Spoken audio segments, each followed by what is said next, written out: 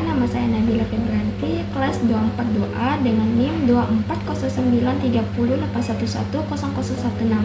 Nah, di sini saya akan menjelaskan materi terkait etika bisnis dalam bisnis global.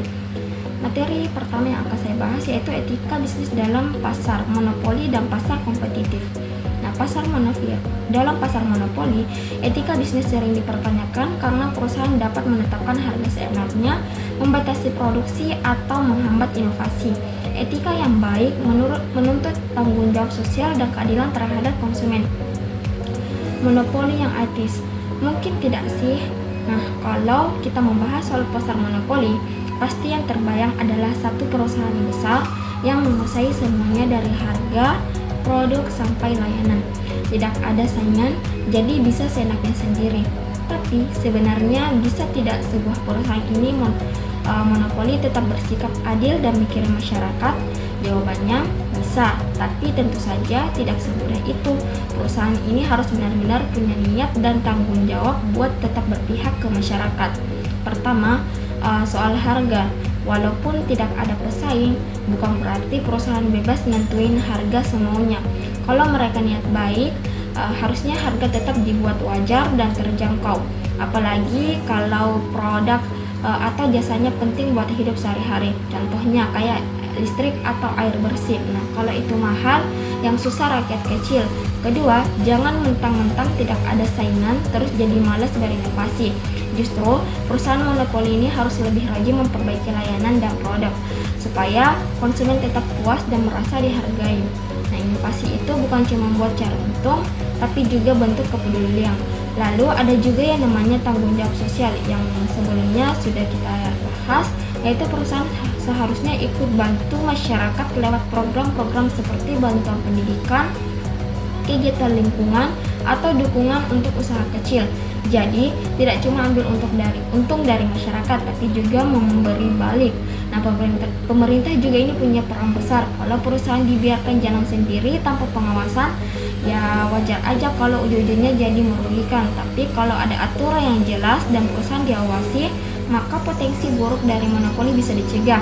Terakhir, perusahaan ini juga harus adil. Jangan sampai mereka mematikan pesaing-pesaing kecil dengan cara kotor atau licik. Biarpun kuat, tetapi harus fair dalam bersaing. Jadi intinya, pasar monopoli memang punya banyak risiko, tapi bukan berarti tidak bisa dijalankan dengan cara yang baik. Selama perusahaan ini mau terbuka, peduli, dan nggak egois, nah monopoli tetap bisa memberi manfaat buat banyak orang. Selanjutnya, pasar kompetitif. Nah, persaingan mendorong efisiensi dan inovasi, namun juga dapat mendorong praktik tidak etis seperti iklan menyesatkan, dumping harga, atau eksploitasi tenaga kerja. Nah, etika menuntut persaingan yang sehat dan adil. Materi kedua yaitu keunggulan moral pasar bebas. Pasar bebas ini dianggap unggul secara moral karena pertama mendorong kebebasan individu untuk memilih dan berusaha. Kedua, memacu inovasi dan efisiensi. Ketiga, memberikan kesempatan yang luas bagi pelaku usaha. Namun, keunggulan ini bergantung pada regulasi dan etika agar tidak terjadi ketimpangan atau eksploitasi. Materi ketiga yaitu etika bisnis di era globalisasi.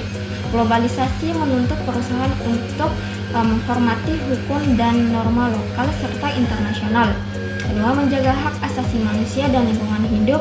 Ketiga, bersikap transparan dan akuntabel dalam transaksi lintas negara. Nah, pertanyaan saya itu, bagaimana perusahaan ini bisa menyelesaikan antara tuntutan etika di satu negara dengan standar etika global saat menjalankan bisnis internasional?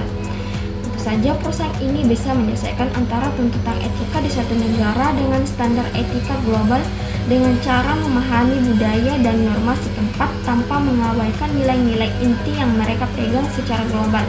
Artinya, perusahaan ini perlu menghormati kebiasaan dan aturan lokal agar bisa diterima masyarakat, tapi tetap menjaga prinsip seperti kejujuran, keadilan, dan tanggung jawab. Salah satu caranya adalah dengan melakukan pelatihan etika untuk karyawan, bekerja sama dengan pihak lokal, dan membuat kebijakan yang fleksibel namun tetap tegas terhadap hal-hal yang tidak bisa ditoleransi, seperti korupsi atau pelanggaran hak asasi manusia. Dengan begitu, perusahaan ini bisa beroperasi secara etis, membangun kepercayaan, dan menjaga reputasi di berbagai negara. Materi keempat yaitu dampak globalisasi terhadap organisasi. Nah, dampak positifnya itu akses pasar global, pertukaran teknologi dan efisiensi produksi.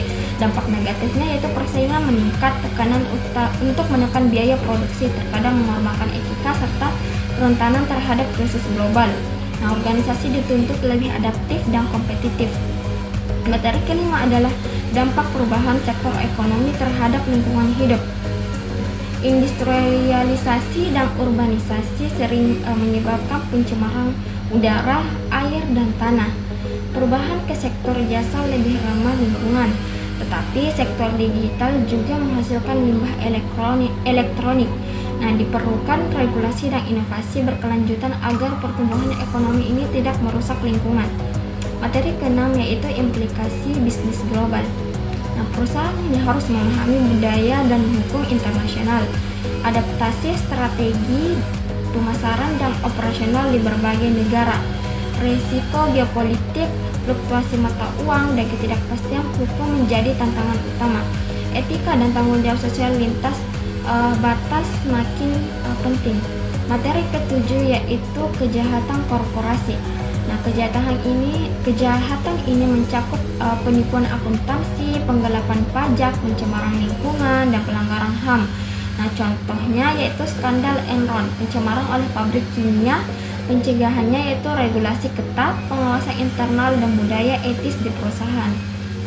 Nah, jadi kalau sebuah perusahaan ini menjalankan bisnis di luar negeri, mereka nggak cuma harus mikirin untung, tapi juga wajib menuruti aturan dan etika yang berlaku di tiap negara. Misalnya harus taat sama hukum tentang pajak, perdagangan, dan perlindungan konsumen. Selain itu, mereka juga harus memperlakukan karyawan dengan baik, seperti ngasih gaji yang layak, nggak mempekerjakan anak-anak, dan nggak diskriminatif dalam proses kerja. Nah, perusahaan ini juga harus jujur dalam berbisnis, nggak boleh curang, nyuap, atau menipu pelanggan.